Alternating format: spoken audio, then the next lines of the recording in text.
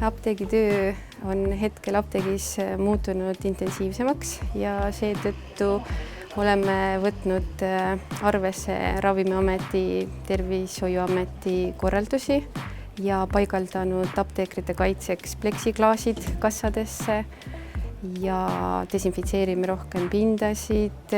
Apteekrid kannavad kaitsemaske, kindaid, et siis meie kliente kaitsta. Enne koju minekut kindlasti mõtleme kõik käigud läbi, kuna me peseme käed, kui koju läheme, kuidas me desinfitseerime pindasid. Enamasti inimesed on väga toetavad apteekrite ja tervishoiutöötajate suhtes. Nad soovivad tugevat tervist.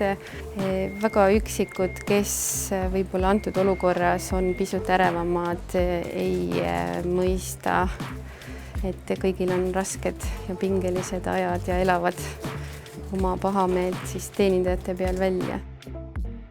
Inimestel, kellel ei ole sellist tõsist vajadust apteeki tulla, suunaksime hoopis e-apteeke kasutama. Et e-apteegist saab samuti nõu küsida, helistada, vastuseid farmatseutidelt, proviisoritelt ja saab mugavalt paki koju tellida või lähimasse apteeki, et apteegist jääks siis ainult kättesaamisvaev.